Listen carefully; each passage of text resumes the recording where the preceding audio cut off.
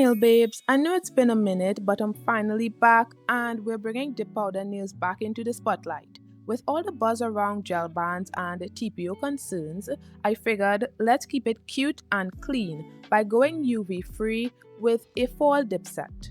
This one's inspired by cozy autumn tones and stacked bangles, perfect for the season. So let's get started. Starting off with clean bare nails, I'm pushing back the cuticles and gently trimming any dead skin with my nippers. Then I'm buffing the surface to remove shine and help everything stick better.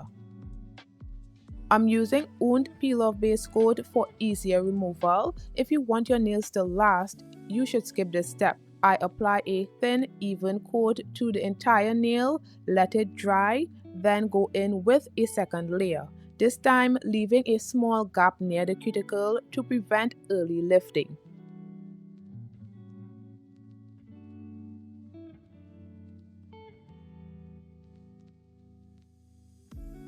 I'm using full covered long square nail tips. After sizing them, I apply ProDip base glue inside the tip, then pressed it onto my natural nail starting from the cuticle and holding until it fully adheres. It takes a little longer than gel, but it's perfect if you want a TPO free, UV free method.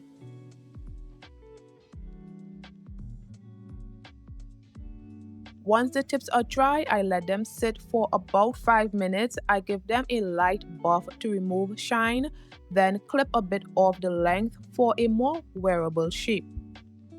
For colors, I'm using Carnation Pink from ProDip, Fresh Honey from Shameless Nails, one of my favorites for the fall, Clear Dip Powder from Double Dip to encapsulate, and White Dip Powder from Kiss. It's been a year since I've done the powder nails, so I was nervous, but let's get into it. Starting with the pinky, I applied the base glue, poured on Carnation Pink,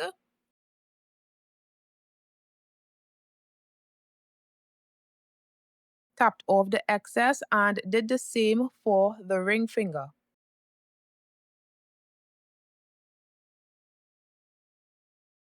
Then I brushed off the excess and repeated for about 4 layers on each nail to build up strength and opacity.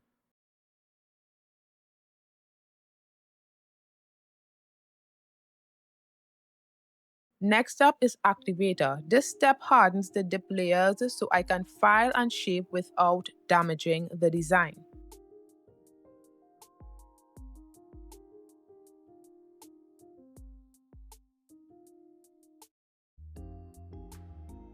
Then I switched to Fresh Honey from Shameless Nails for the index finger and followed the same pour over method.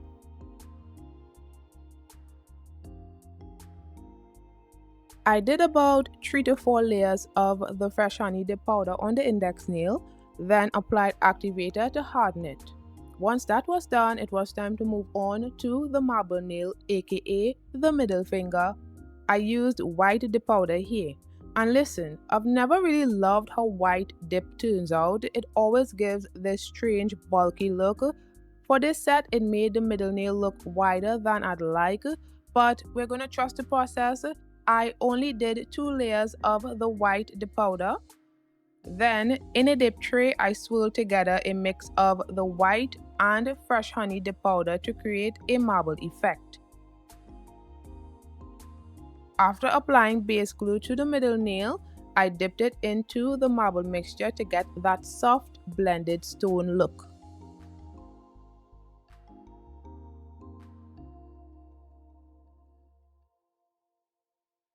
Next, I'm using some gold foil. I've had this forever, and honestly, a little goes a long way.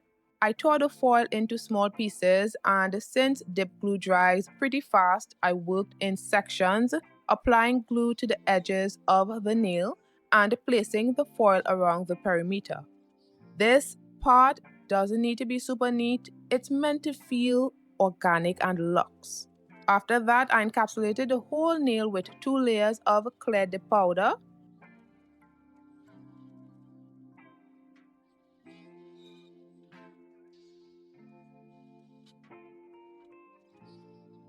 then went in with activator to harden everything. Here is what the nails look like before filing. I did all the shaping off camera.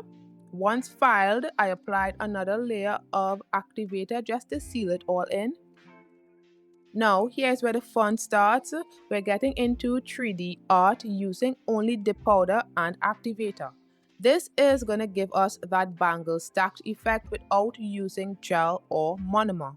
I poured some activator into a small glass dish. This is basically acting like our monomer. I used a flat brush, but honestly, any brush you have could work for this. It's been a while since I've done this technique, so I practiced on a nail palette first. I dipped the brush into the activator, then into the dip powder to pick up a bead. The brush needs to be slightly wet so the powder forms a moldable paste. I shaped the bead into a mini bangle and smoothed it out as best as I could.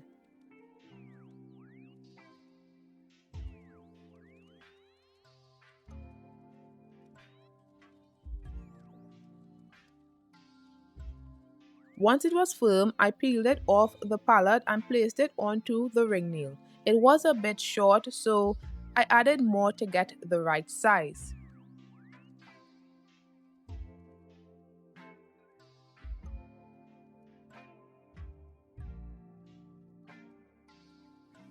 Then I applied base glue to the nail and pressed the bangle in place, holding it for a few seconds to set. I didn't apply any top coat to the bangle nails because I wanted that matte look, and since I didn't have a UV-free matte top coat on hand, I just left them as is, and honestly, they still hit.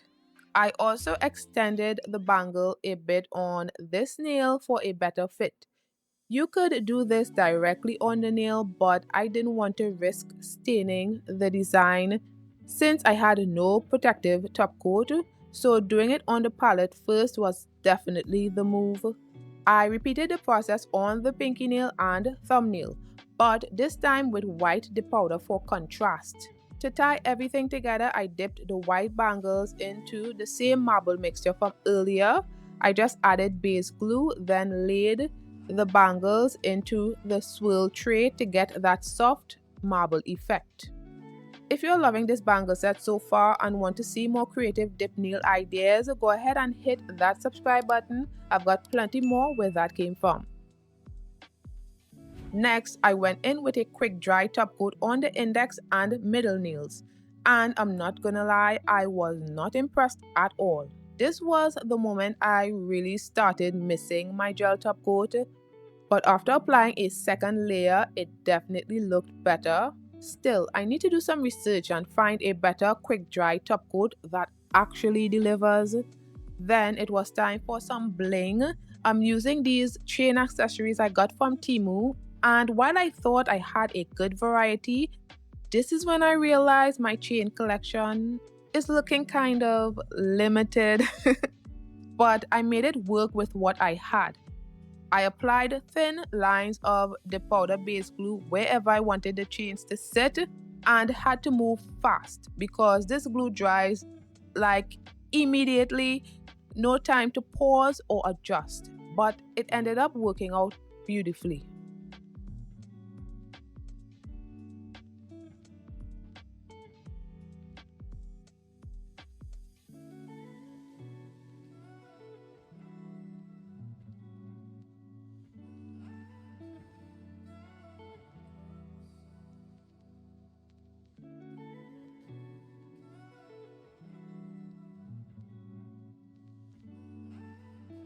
And this is how the nails turned out after all the accessories were added. I'm honestly so happy with this design. The marble, the foil, the bangles, everything came together.